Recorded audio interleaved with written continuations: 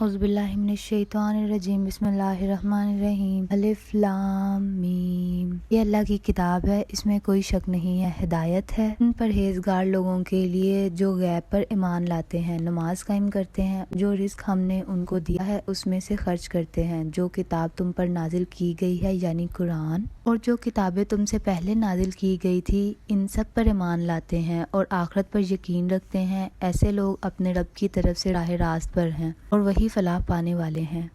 جن لوگوں نے ان باتوں کو تسلیم کرنے سے انکار کر دیا ان کے لیے یکساں ہے، خواہ تم انہیں خبردار کرو یا نہ کرو، بہرحال وہ ماننے والے نہیں ہیں۔ اللہ نے ان کے دلوں اور ان کے کانوں پر مہر لگا دی ہے اور ان کی آنکھوں پر پردہ پڑ گیا ہے، وہ سخت سزا کے مستحق ہیں۔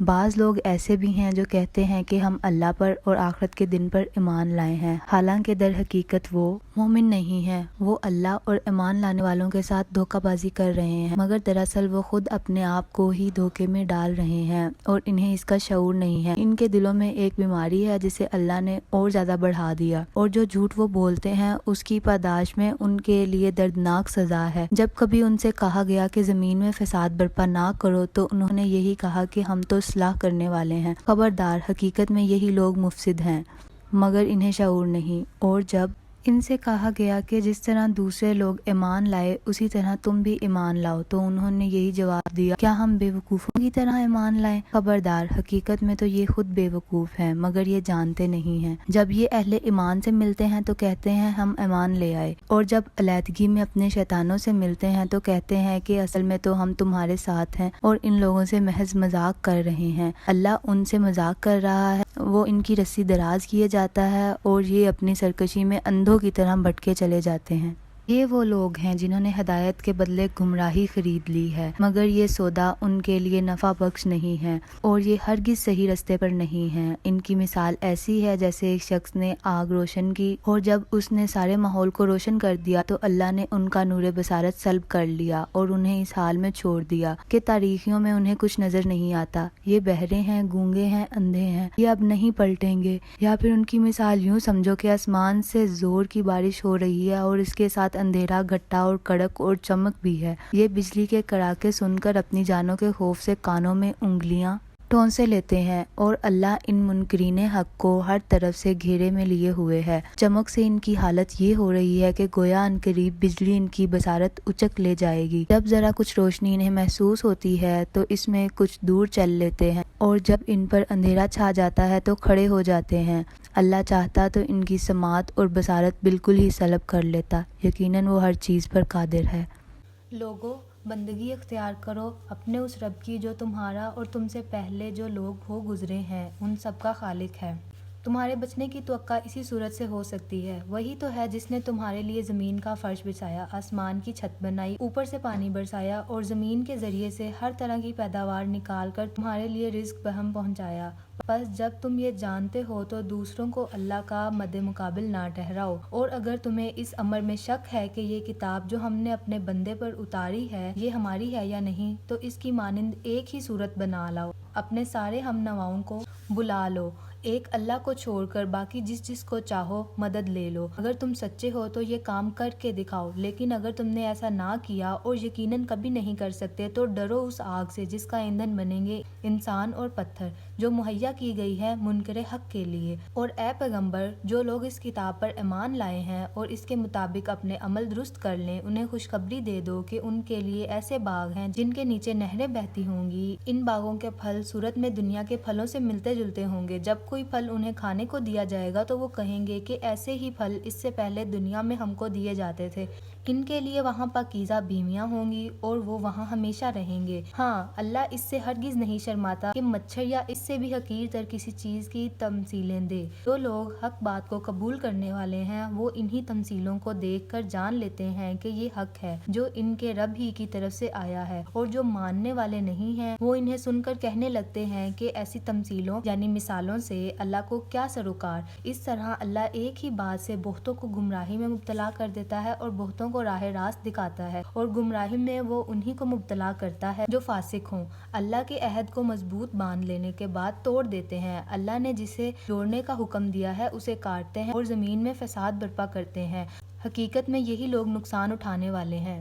تم اللہ کے ساتھ کفر کا رویہ کیسے اختیار کرتے ہو حالانکہ تم بے جان تھے؟ اس نے تم کو زندگی عطا کی، پھر وہی تمہاری جان سلب کرے گا، پھر وہی تمہیں دوبارہ زندگی عطا کرے گا، پھر اسی کی طرف تمہیں پلٹ کر جانا ہے۔ وہی تو ہے جس نے تمہارے لیے زمین کی ساری چیزیں پیدا کی، پھر اوپر کی طرف توجہ فرمائی اور 7 آسمان استوار کیے، اور وہی ہر چیز کا علم رکھنے والا ہے۔ پھر ذرا اس وقت کا تصور کرو جب تمہارے رب نے فرشتوں سے کہا تھا کہ میں زمین میں ایک خلیفہ بنانے والا ہوں۔ انہوں نے عرض کیا، کیا آپ زمین میں کسی ایسے کو مقرر کرنے والے ہیں جو اس کے انتظام کو بگاڑ دے گا اور خون ریزیاں کرے گا؟ آپ کی حمد و ثنا کے ساتھ تسبیح اور آپ کے لیے تقدیس تو ہم کر ہی رہے ہیں۔ فرمایا، میں جانتا ہوں جو کچھ تم نہیں جانتے۔ اس کے بعد اللہ نے آدم کو ساری چیزوں کے نام سکھائے، پھر انہیں فرشتوں کے سامنے پیش کیا اور فرمایا، اگر تمہارا خیال صحیح ہے کہ کسی خلیفہ کے تقرر سے انتظام بگڑ جائے گا تو ذرا ان چیزوں کے نام بتاؤ۔ انہوں نے عرض کیا، نقص سے پاک تو آپ ہی کی ذات ہے، ہم تو بس اتنا ہی علم رکھتے ہیں جتنا آپ نے ہم کو دے دیا ہے، حقیقت میں سب کچھ جاننے اور سمجھنے والا آپ کے سوا کوئی نہیں۔ پھر اللہ نے آدم سے کہا، تم انہیں ان چیزوں کے نام بتاؤ۔ جب اس نے ان کو ان سب کے نام بتا دیے تو اللہ نے فرمایا، میں نے تم سے کہا نہ تھا کہ میں زمین اور آسمان کی وہ ساری حقیقتیں جانتا ہوں جو تم سے مخفی ہیں؟ جو کچھ تم ظاہر کرتے ہو وہ بھی مجھے معلوم ہے، اور جو کچھ تم چھپاتے ہو اسے بھی میں جانتا ہوں۔ اور جب ہم نے فرشتوں کو حکم دیا کہ آدم کے آگے جھک جاؤ تو سب جھک گئے، مگر ابلیس نے انکار کیا۔ وہ اپنی بڑائی کے گھمنڈ میں پڑ گیا اور نافرمانوں میں شامل ہو گیا۔ پھر ہم نے آدم سے کہا کہ تم اور تمہاری بیوی دونوں جنت میں رہو اور یہاں بفراغت جو چاہو کھاؤ، مگر اس درخت کا رخ نہ کرنا ورنہ ظالموں میں شمار ہوگے۔ آخر کار شیطان نے ان دونوں کو اس درخت کی ترغیب دے کر ہمارے حکم کی پیروی سے ہٹا دیا اور انہیں اس حالت سے نکلوا کر چھوڑا جس میں وہ تھے۔ ہم نے حکم دیا کہ اب تم سب یہاں سے اتر جاؤ، تم ایک دوسرے کے دشمن ہو اور تمہیں ایک خاص وقت تک زمین میں ٹھہرنا ہے اور وہی گزر بسر کرنا ہے۔ اس وقت آدم نے اپنے رب سے چند کلمات سیکھ کر توبہ کی، جس کو اس کے رب نے قبول کر لیا کیونکہ وہ بڑا معاف کرنے والا اور رحم فرمانے والا ہے۔ ہم نے کہا کہ تم سب یہاں سے اتر جاؤ، پھر جو میری طرف سے کوئی ہدایت تمہارے پاس پہنچے تو جو لوگ میری اس ہدایت کی پیروی کریں گے ان کے لیے کسی خوف اور رنج کا موقع نہ ہوگا، اور جو اس کو قبول کرنے سے انکار کریں گے اور ہماری آیات کو جھٹلائیں گے وہ آگ میں جانے والے لوگ ہیں جہاں وہ ہمیشہ رہیں گے۔ اے بنی اسرائیل، ذرا خیال کرو میری اس نعمت کا جو میں نے تم کو عطا کی تھی۔ میرے ساتھ تمہارا جو عہد تھا اسے تم پورا کرو تو میرا جو عہد تمہارے ساتھ تھا میں اسے پورا کروں، اور مجھ ہی سے تم ڈرو۔ اور میں نے جو کتاب بھیجی ہے اس پر ایمان لاؤ اور اس کتاب کی تائید میں ہے جو تمہارے پاس پہلے سے موجود تھی، لہذا سب سے پہلے تم ہی اس کے منکر نہ بن جاؤ۔ تھوڑی قیمت پر میری آیات کو نہ بیچ ڈالو اور میرے غضب سے بچو۔ باطل کا رنگ چڑھا کر حق کو مشتبہ نہ بناؤ اور نہ جانتے بوجھتے حق کو چھپانے کی کوشش کرو۔ نماز قائم کرو، زکوٰۃ دو، اور جو لوگ میرے آگے جھک رہے ہیں ان کے ساتھ تم بھی جھک جاؤ۔ تم دوسروں کو تو نیکی کا رستہ اختیار کرنے کے لیے کہتے ہو مگر اپنے آپ کو بھول جاتے ہو، حالانکہ تم کتاب کی تلاوت کرتے ہو۔ کیا تم عقل سے بالکل ہی کام نہیں لیتے؟ صبر اور نماز سے مدد لو۔ بے شک نماز ایک سخت مشکل کام ہے مگر ان فرمانبردار بندوں کے لیے مشکل نہیں ہے جو سمجھتے ہیں کہ آخر کار انہیں اپنے رب سے ملنا ہے اور اسی کی طرف پلٹ کر جانا ہے۔ اے بنی اسرائیل، یاد کرو میری اس نعمت کو جس سے میں نے تمہیں نوازا تھا اور اس بات کو کہ میں نے تمہیں دنیا کی ساری قوموں پر فضیلت عطا کی تھی، اور ڈرو اس دن سے جب کوئی کسی کے ذرا کام نہ آئے گا اور کسی کی طرف سے سفارش قبول نہ ہوگی، نہ کسی کو فدیہ لے کر چھوڑا جائے گا اور نہ مجرموں کو کہیں سے مدد مل سکے گی۔ یاد کرو وہ وقت جب ہم نے تم کو فرعونیوں کی غلامی سے نجات بخشی، انہوں نے تمہیں سخت عذاب میں مبتلا کر رکھا تھا، تمہارے لڑکوں کو ذبح کرتے تھے اور تمہاری لڑکیوں کو زندہ رہنے دیتے تھے، اور اس حالت میں تمہارے رب کی طرف سے تمہاری بڑی آزمائش تھی۔ یاد کرو وہ وقت جب ہم نے سمندر پھاڑ کر تمہارے لیے رستہ بنایا، پھر اس میں سے تمہیں بخیریت گزروا دیا، پھر وہیں تمہاری آنکھوں کے سامنے فرعونیوں کو غرقاب کیا۔ یاد کرو جب ہم نے موسیٰ کو 40 شبانہ روز قرارداد پر بلایا تو اس کے پیچھے تم بچڑے کو اپنا معبود بنا بیٹھے، اس وقت تم نے بڑی زیادتی کی تھی مگر اس پر بھی ہم نے تمہیں معاف کر دیا کہ شاید اب تم شکر گزار بنو۔ یاد کرو ٹھیک اس وقت جب تم یہ ظلم کر رہے تھے ہم نے موسیٰ کو کتاب اور فرقان عطا کی تاکہ تم اس کے ذریعے سے سیدھا رستہ پا سکو۔ یاد کرو جب موسیٰ یہ نعمت لیے ہوئے پلٹا تو اس نے اپنی قوم سے کہا، لوگو تم نے بچڑے کو معبود بنا کر اپنے اوپر سخت ظلم کیا ہے، لہٰذا تم لوگ اپنے خالق کے حضور توبہ کرو اور اپنی جانوں کو ہلاک کرو، اسی میں تمہارے خالق کے نزدیک تمہاری بہتری ہے۔ اس وقت تمہارے خالق نے تمہاری توبہ قبول کر لی کہ وہ بڑا معاف کرنے والا اور رحم فرمانے والا ہے۔ یاد کرو جب تم نے موسیٰ سے کہا کہ ہم تمہارے کہنے کا ہرگز یقین نہ کریں گے جب تک کہ اپنی آنکھوں سے علانیہ خدا کو تم سے کلام کرتے نہ دیکھ لیں۔ اس وقت تمہارے دیکھتے دیکھتے ایک زبردست صاعقے نے تم کو آ لیا، تم بے جان ہو کر گر چکے تھے، مگر پھر ہم نے تم کو جلا اٹھایا، شاید کہ اس احسان کے بعد تم شکر گزار بنو۔ ہم نے تم پر ابر کا سایہ کیا، من و سلویٰ کی غذا تمہارے لیے فراہم کی اور تم سے کہا کہ جو پاک چیزیں ہم نے تمہیں بخشی ہیں انہیں کھاؤ، مگر تمہارے اسلاف نے جو کچھ کیا وہ ہم پر ظلم نہ تھا بلکہ انہوں نے آپ اپنے ہی اوپر ظلم کیا۔ پھر یاد کرو جب ہم نے کہا تھا کہ یہ بستی جو تمہارے سامنے ہے اس میں داخل ہو جاؤ، اس کی پیداوار جس طرح چاہو مزے سے کھاؤ، مگر بستی کے دروازے میں سجدہ ریز ہوتے ہوئے داخل ہونا اور کہتے جانا، حطاتن حطات، ہم تمہاری خطاؤں سے درگزر کریں گے اور نیکوکاروں کو مزید فضل و کرم سے نوازیں گے۔ مگر جو بات کہی گئی تھی ظالموں نے اسے بدل کر کچھ اور کر دی۔ آخرکار ہم نے ظلم کرنے والوں پر آسمان سے عذاب نازل کیا، یہ سزا تھی ان نافرمانیوں کی جو وہ کر رہے تھے۔ یاد کرو جب موسیٰ نے اپنی قوم کے لیے پانی کی دعا کی تو ہم نے کہا کہ فلاں چٹان پر اپنا عصا مارو، چنانچہ اس سے 12 چشمے پھوٹ نکلے اور ہر قبیلے نے جان لیا کہ کون سی جگہ اس کے پانی لینے کی ہے۔ اس وقت یہ ہدایت کر دی گئی تھی کہ اللہ کا دیا ہوا رزق کھاؤ پیو اور زمین میں فساد نہ پھیلاؤ۔ یاد کرو جب تم نے کہا تھا کہ اے موسیٰ ہم ایک ہی طرح کے کھانے پر صبر نہیں کر سکتے، اپنے رب سے دعا کرو کہ ہمارے لیے زمین کی پیداوار، ساگ، ترکاری، کھیرا، لکڑی، گیہوں، لہسن، پیاز، دال وغیرہ پیدا کرے۔ تو موسیٰ نے کہا، کیا ایک بہتر چیز کی بجائے تم ادنیٰ درجے کی چیز لینا چاہتے ہو؟ اچھا، اسی شہر آبادی میں جا رہو، جو کچھ تم مانگتے ہو وہاں مل جائے گا۔ آخرکار نوبت یہاں تک آ پہنچی کہ لذت و خواری اور پستی و بدحالی ان پر مسلط ہو گئی اور وہ اللہ کے غضب میں گر گئے۔ یہ نتیجہ تھا اس کا کہ وہ اللہ کی آیات سے کفر کرنے لگے اور پیغمبروں کو ناحق قتل کرنے لگے۔ یہ نتیجہ تھا ان کی نافرمانیوں کا اور اس بات کا کہ وہ حدود شرع سے نکل جاتے تھے۔ یقین جانو کہ نبی عربی کو ماننے والے ہو یا یہودی، عیسائی ہو یا سابی، جو بھی اللہ اور روز آخرت پر ایمان لائے گا اور نیک عمل کرے گا، اس کا اجر اس کے رب کے پاس ہے اور اس کے لیے کسی خوف اور رنج کا موقع نہیں ہے۔ یاد کرو وہ وقت جب ہم نے طور کو تم پر اٹھایا کہ تم سے پختہ عہد لیا تھا اور کہا تھا کہ جو کتاب ہم تمہیں دے رہے ہیں اسے مضبوطی کے ساتھ تھامنا اور جو احکام و ہدایت اس میں درج ہے انہیں یاد رکھنا۔ اسی ذریعے سے توقع کی جا سکتی ہے کہ تم تقویٰ کی روش پر چل سکو گے، مگر اس کے بعد تم اپنے عہد سے پھر گئے۔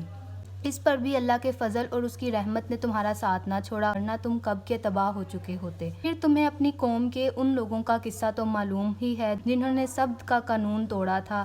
ہم نے انہیں کہہ دیا کہ بندر بن جاؤ اور اس حالت میں رہو کہ ہر طرف سے تم پر دھتکار پھٹکار پڑے۔ اس طرح ہم نے ان کے انجام کو اس زمانے کے لوگوں اور بعد کے آنے والی نسلوں کے لیے عبرت اور ڈرنے والوں کے لیے نصیحت بنا کر چھوڑا۔ پھر وہ واقعہ یاد کرو جب موسیٰ نے اپنی قوم سے کہ کہا، اللہ تمہیں ایک گائے ذبح کرنے کا حکم دیتا ہے۔ کہنے لگے، کیا تم ہم سے مذاق کرتے ہو؟ موسیٰ نے کہا، میں اس سے خدا کی پناہ مانگتا ہوں کہ جاہلوں کی سی باتیں کروں۔ بولے، اچھا، اپنے رب سے درخواست کرو کہ وہ ہمیں اس گائے کی کچھ تفصیل بتائے۔ موسیٰ نے کہا، اللہ کا ارشاد ہے کہ وہ ایسی گائے ہونی چاہیے جو نہ بوڑھی ہو نہ بچھیا، بلکہ اوسطاً عمر کی ہو، لہٰذا جو حکم دیا جاتا ہے اس کی تعمیل کرو۔ پھر کہنے لگے، اپنے رب سے یہ اور پوچھ دو کہ اس کا رنگ کیسا ہو۔ موسیٰ نے کہا، وہ فرماتا ہے، زرد رنگ کی گائے ہونی چاہیے جس کا رنگ ایسا شوخ ہو کہ دیکھنے والے کا جی خوش ہو جائے۔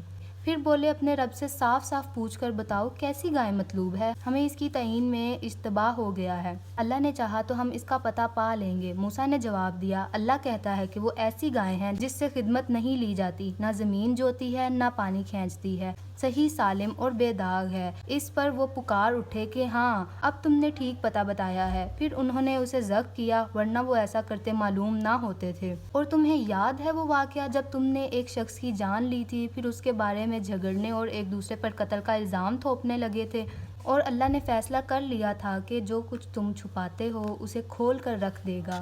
اس وقت ہم نے حکم دیا کہ مقتول کی لاش کو اس کے ایک حصے سے ضرب لگاؤ۔ دیکھو اس طرح اللہ مردوں کو زندگی بخشتا ہے اور تمہیں اپنی نشانیاں دکھاتا ہے تاکہ تم سمجھو، مگر ایسی نشانیاں دیکھنے کے بعد بھی آخرکار تمہارے دل سخت ہو گئے، پتھروں کی طرح سخت، بلکہ سختی میں کچھ ان سے بھی بڑے ہوئے، کیونکہ پتھروں میں سے تو کوئی ایسا بھی ہوتا ہے جس میں سے چشمے پھوٹ بہتے ہیں، کوئی پھٹتا ہے اور اس میں سے پانی نکل آتا ہے، اور کوئی خدا کے خوف سے لرز کر گر بھی پڑتا ہے۔ اللہ تمہاری کرتوتوں سے بے خبر نہیں ہے۔ اے مسلمانوں، اب کیا ان لوگوں سے تم یہ توقع رکھتے ہو کہ یہ تمہاری دعوت پر ایمان لائیں گے، حالانکہ ان میں سے ایک گروہ کا شیوا یہ رہا ہے کہ اللہ کا کلام سنا اور پھر خوب سمجھ کر دانستہ اس میں تحریف کی۔ محمد صلی اللہ علیہ وآلہ وسلم رسول اللہ پر ایمان لانے والوں سے ملتے ہیں تو کہتے ہیں کہ ہم بھی انہیں مانتے ہیں، اور جب آپس میں ایک دوسرے سے تخلیے کی بات چیت ہوتی ہے تو کہتے ہیں کہ بے وقوف ہو گئے ہو، ان لوگوں کو وہ باتیں بتاتے ہو جو اللہ نے تم پر کھولی ہیں تاکہ تمہارے رب کے پاس تمہارے مقابلے میں انہیں حجت میں پیش کریں۔ اور کیا یہ جانتے نہیں ہیں کہ جو کچھ یہ چھپاتے ہیں اور جو کچھ ظاہر کرتے ہیں اللہ کو سب باتوں کی خبر ہے۔ ان میں ایک دوسرا گروہ امیوں کا ہے جو کتاب کا تو علم رکھتے نہیں، بس اپنی بے بنیاد امیدوں اور آرزوؤں کو لیے بیٹھے ہیں اور محض وہم و گمان پر چلے جا رہے ہیں۔ بس ہلاکت اور تباہی ہے ان لوگوں کے لیے جو اپنے ہاتھوں سے شرع کو نوشتہ لکھتے ہیں، پھر لوگوں سے کہتے ہیں کہ یہ اللہ کے پاس سے آیا ہوا ہے تاکہ اس کے معاوضے میں تھوڑا سا فائدہ حاصل کر لیں۔ ان کے ہاتھوں کا یہ لکھا بھی ان کے لیے تباہی کا سامان ہے اور ان کی یہ کمائی بھی ان کے لیے موجب ہلاکت۔ وہ کہتے ہیں کہ دوزخ کی آگ ہمیں ہرگز چھونے والی نہیں ہے، الا یہ کہ چند روز کی سزا مل جائے تو مل جائے۔ ان سے پوچھو کیا تم نے اللہ سے کوئی عہد لیا ہے جس کی خلاف ورزی وہ نہیں کر سکتا، یا بات یہ ہے کہ تم اللہ کے ذمہ ڈال کر ایسی باتیں کہہ دیتے ہو جن کے متعلق تمہیں علم نہیں ہے کہ اس نے ان کا ذمہ لیا ہے۔ آخر تمہیں دوزخ کی آگ کیوں نہ چھوئے گی؟ جو بھی بدی کمائے گا وہ اپنی خطاکاری کے چکر میں پڑا رہے گا، وہ دوزخی ہے اور دوزخ ہی میں وہ ہمیشہ رہے گا، اور جو لوگ ایمان لائیں گے اور نیک عمل کریں گے وہی جنتی ہیں اور جنت میں وہ ہمیشہ رہیں گے۔